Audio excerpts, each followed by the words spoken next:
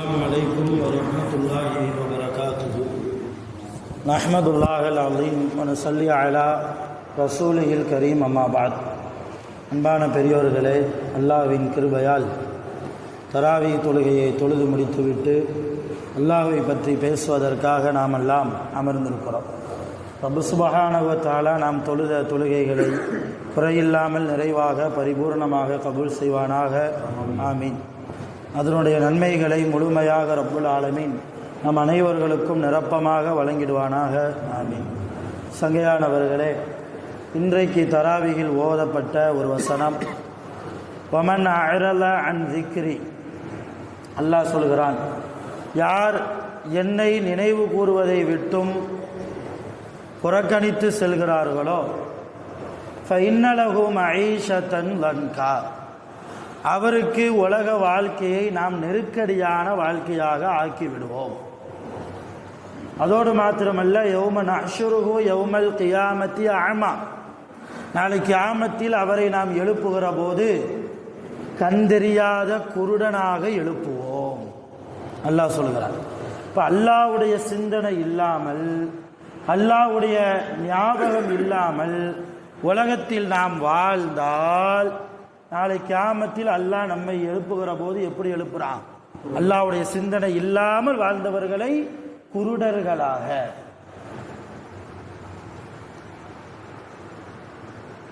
அவர் கேட்பார் அல்லாஹ்ட்ட, கால ரப்பி லிம ஹஷர்தனி ஆமா வகது குன்து பசீரா, யா அல்லாஹ், என்னை குருடனாக நீ எழுப்பியிருக்கிறாயே, நானுமோ பார்வை உடையவனாகத்தானே இருந்தேன். நிச்சயமாக நான் பார்வை உடையவனாகத்தான் இருந்தேன், அந்த நிலைமையில் தான் மௌத்தானேன். அப்படி இருக்கிற போது என்னை குருடனாக நீ எதற்காக எழுப்பியிருக்கிறாய் என்று அந்த அடியான் கேட்பானா. இப்போ அல்லாஹ் சொல்வானா, கால கதாலிக்க அத்தத்க ஆயாத்துனா ஃபனசீதஹா கதாலிக்கல் யௌம துன்சா, உலகத்தில் என்னுடைய அத்தாட்சிகளை, என்னுடைய ஆயத்துகளை நீ மறந்து வாழ்ந்தாய், இன்னைக்கு உன்னைய நான் மறந்துட்டேன் என்று அல்லாஹ் சொல்வான். அல்லாஹ்வுடைய குர்ஆனில் கூறப்பட்டிருக்கிற ஆயத்துகளின்படி, சுருக்கமாக குர்ஆனின்படி நம்முடைய வாழ்க்கை இல்லை என்றால், இன்னைக்கு குர்ஆனை மறந்த வாழ்க்கையாக ஈமான்தாரிகளுடைய வாழ்க்கை. குர்ஆனில் அல்லாஹ் என்ன சொன்னான், எப்படி வாழ சொன்னான், எப்படி வியாபாரம் செய்ய சொல்லியிருக்கிறான், மனைவியோடு எப்படி நடக்க வேண்டும், பிள்ளைகளோடு எப்படி நடக்க வேண்டும், குடும்பத்தார்களோடு எப்படி நடக்க வேண்டும், நம் கொடுக்கல் வாங்கல் எப்படி இருக்க வேண்டும், நம் ஊர் ஜமாத்தார்களோடு எப்படி நடக்க வேண்டும், பெரியவர்களோடு சிறியவர்களோடு எல்லாம் தெள்ளத் தெளிவாக நம்முடைய மார்க்கத்தில் இருக்கிறது. இதை மறந்து தான்றோண்டித்தனமாக நம்முடைய வாழ்க்கை இருந்தால் அல்லாஹ் நாளை கியாமத்தில் நம்மை மறந்து விடுவான். உன்னை நான் மறந்துட்டேன்பா, உனக்கு பார்வையை கொடுத்து எழுப்பணுங்கிறத நான் மறந்துட்டேன், அவ்வளோதான். என்னை நீ மறந்து வாழ்ந்தீல, உன்னை நான் மறந்து விட்டேன். அருமையானவர்களே, உலகத்தில் அல்லாவை நாம் மறந்து வாழ்ந்தால் அல்லாவுக்கு எந்த நஷ்டமும் கிடையாது. அல்லாவை நினைத்து வாழக்கூடியவர்கள் கோடிக்கணக்கான பேர், அல்லாஹ்வுடைய விசுவாசிகள், அல்லாஹ்வுடைய இறைநேசர்கள், அல்லாஹ்வுடைய சாலிஹீன்கள் உலகத்தில் வாழ்ந்து கொண்டுதான் இருக்கிறார்கள். அல்லாஹ்வை மறந்து வாழ்றதுனால அல்லாஹ்வுக்கு எந்த நஷ்டமும் கிடையாது. ஆனால் நாளை கியாமத்தில் அல்லாஹ் நம்மை மறந்து விட்டால் யாருக்கு நஷ்டம்? நமக்கு தான் நஷ்டம். சோனம் போவது ரொம்ப கடினமான ஒரு சிரமமான ஒரு காரியமா போயிடும். அருமையானவர்களே, நிரந்தரம் இல்லாத இந்த உலகம், யாருக்கு எப்போ மவுத் தெரியாது. என்னுடைய பயானை நீங்கள் நல்லா கவனித்து பார்த்தீங்கன்னா எல்லாம் மவுத்தை பற்றி தான் இருக்கும், கியாமத்துடைய சிந்தனையை பற்றி தான் இருக்கும். காரணம், அதுதான் நிரந்தரமான வாழ்க்கை. உலகத்தில் நாம் அனுபவிக்கக்கூடிய எந்த இன்பங்களும் நிலையான இன்பம் அல்ல. உலகத்தில் நாம் அனுபவிக்கக்கூடிய எந்த துன்பங்களும் நிலையான துன்பமும் அல்ல. நிலையான துன்பம் அங்கேதான், நிலையான இன்பமும் அங்கேதான். முடிவெடுக்கணும். நாளை கியாமத்தில் நாம இன்பத்தோடு இருக்கணுமா துன்பத்தோடு இருக்கணுமா? இன்பமாக இருக்க வேண்டும் என்றால் உலகத்தில் அல்லாஹ்வை மறந்தா வாழ்வது, என் மனைவியோடு நான் தனிமையில் இருக்கிற நேரத்திலும் கூட அல்லாஹ்வுடைய சிந்தனை இருக்க வேண்டும். அல்லாஹ்வுடைய சிந்தனை இருக்கணும். ரொம்ப உச்சகட்டமா நான் சொல்றேன். மனைவிதான் ஹலால் தான். ஒரு மனைவிக்கு கணவன் ஹலால், கணவனுக்கு மனைவி ஹலால், பியூர் ஹலால். அந்த நேரத்திலும் கூட அல்லாஹ்வுடைய தக்வா இருக்க வேண்டும். எப்படி இருக்கணும்? ஆயிஷா அம்மா சொல்றாங்க இல்லையா, ஹதீஸ் வருது இல்லையா புகாரியில, என் மர்ம உறுப்பை நபி ஸல்லல்லாஹு அலைஹி வஸல்லம் பார்த்ததில்லை, அவர்களுடைய மர்ம உறுப்பை நானும் பார்த்ததில்லை. என்ன அழகான குடும்ப வாழ்க்கை! இதுதான் தக்குவா, உச்சகட்ட தக்குவா. மனைவியோடு தனிமையில் இருக்கிற போதும் என் ரப்பு பார்ப்பானோ என்கிற அச்சம். என் ரப்பு தொப்பிலிருந்து முட்டுக்கால் வரைக்கும் மறைக்க சொல்லி இருக்கிறான். அந்த தாம்பத்திய நேரத்திலும் கூட அல்லாஹ்வுக்கு பிடித்தமான ஒழுக்கங்களை கடைபிடிப்பதுதான் தக்குவாதாரிகளுடைய உச்சகட்டம். இதை பேசுனா அசிங்கம்னு நினைப்போம் சில பேர். இதெல்லாம் போய் பயான்ல இதை சொல்லாம வேற எதை சொல்ல? ஹதீஸ்ல ஆயிஷா அம்மாவே சொல்றாங்களே. ஆயிஷா அம்மாவே ஆயிஷா அம்மா யாரு? நமக்கெல்லாம் அம்மா, ரசூலுல்லாஹ்வுடைய மனைவி. ரசூலுல்லாஹ் சொன்னாங்க, முழு தீனில் பாதி தீனை நீங்கள் ஆயிஷாவிடத்தில் பெற்றுக்கொள்ளுங்கள். பாதி தீனை நீங்க குது நிஸ்ஃப தீனக்கும், உங்கள் மார்க்கத்தில் பாதி மார்க்கத்தை நீங்க ஆயிஷாட்டிருந்து பெற்றுக்கொள்ளுங்கள். அப்படிப்பட்ட ஆயிஷா அம்மா தான் சொல்றாங்க, மார்க்கத்தில் வெட்கத்திற்கு இடமில்லை. அது அருமையான பெருமக்களே, அல்லாஹ் சொன்னது போல குர்ஆனில் இன்னைக்கு ஓதப்பட்ட வசனத்தில் அல்லாஹ் சொன்னது போல அல்லாஹ்வை மறந்த வாழ்க்கையாக நம்முடைய வாழ்க்கை இருக்கக்கூடாது. அல்லாஹ்வை எங்க தேடணுமோ அங்கதான் தேடணும். அல்லாஹ் நம்ம கூட இருக்கிறான், அது வேற விஷயம். இருந்தாலும் இபாதத்துகளின் மூலமாக, தான தர்மங்களின் மூலமாக, நல்ல ஒழுக்கத்தின் மூலமாக, பிற மனிதர்களுக்கு உபகாரம் செய்வதின் மூலமாக அல்லாஹ்வை தேடணும். இன்னைக்கு அல்லாஹ்வை எங்க தேடணுமோ அங்க தேடுறது இல்லை.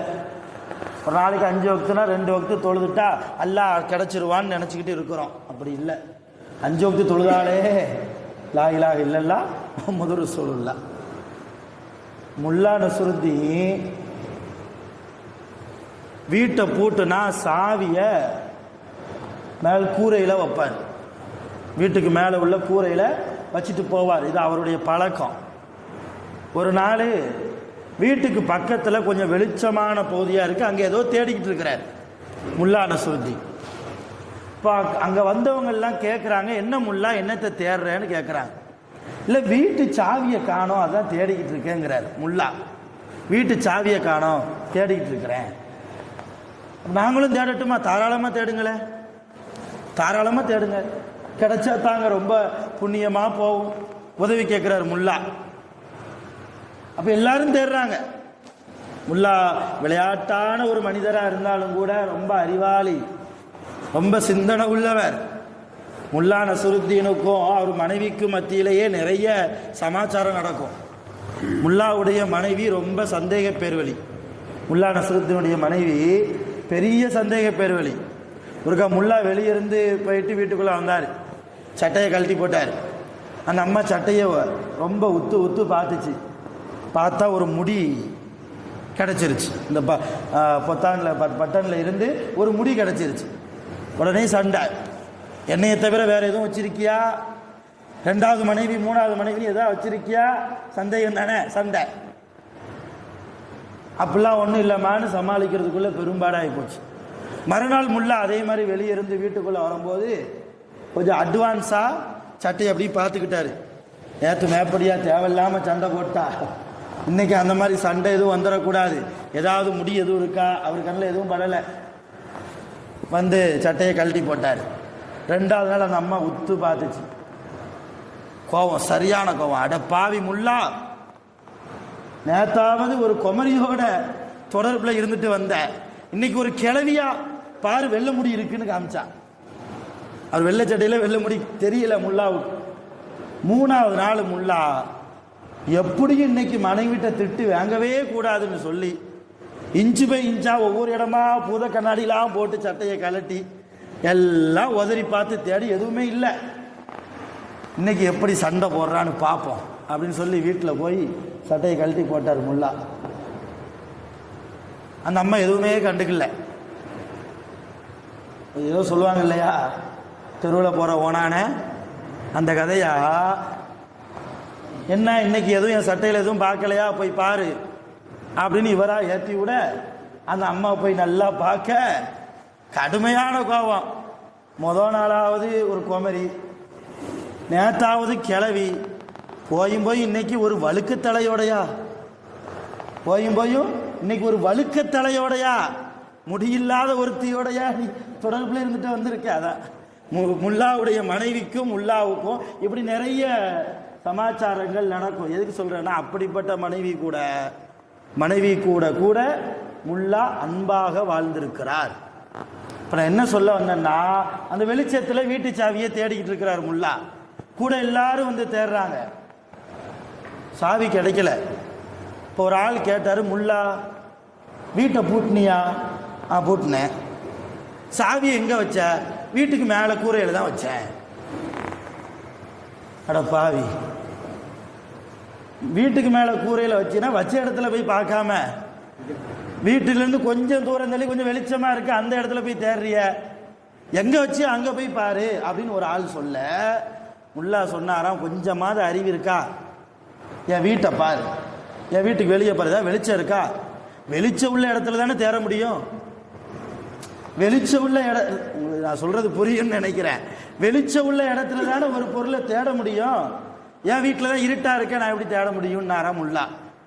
இது வேடிக்கையாக இருந்தாலும் அல்லாவை எங்க தேடணுமோ அங்கதான் தேடணும். இன்னைக்கு அல்லாஹ் கிடைக்காத இடத்திலெல்லாம் தேடிக்கொண்டு இருக்கிறோம். ஹராம செய்யறோம், அல்லாவை தேடுறோம். பொய்ய பேசுறோம், அல்லாவை தேடுறோம். புறத்தை பேசுறோம், அல்லாவை தேடுறோம். விபச்சாரம் செய்யறாங்க, அல்லாவை தேடுறாங்க. மது குடிக்கிறாங்க, அல்லாவை தேடுறாங்க. எப்படி அல்லாஹ் கிடைப்பான்? எப்படி நம்முடைய வாழ்க்கையில் அல்லாஹ் ரஹ்மத் செய்வான்? அருமையான பெருமக்களை, இன்றைக்கு தராவுடைய சிந்தனை, அல்லாஹ் எங்கேயும் தேடவானா, நம்ம கூடவே இருக்கிறான். நிறைய தக்குவா நம்மிடத்தில் இருந்தால் யாருக்கும் அநியாயம் இழைக்காமல், தீங்கு இழைக்காமல், நமக்கு தீங்கு இழைத்தவர்களையும் மன்னித்து வாழ்ந்தால் வல்ல ரஹ்மான் அவனுடைய அருள் நமக்கு முழுமையாக கிடைக்கும்.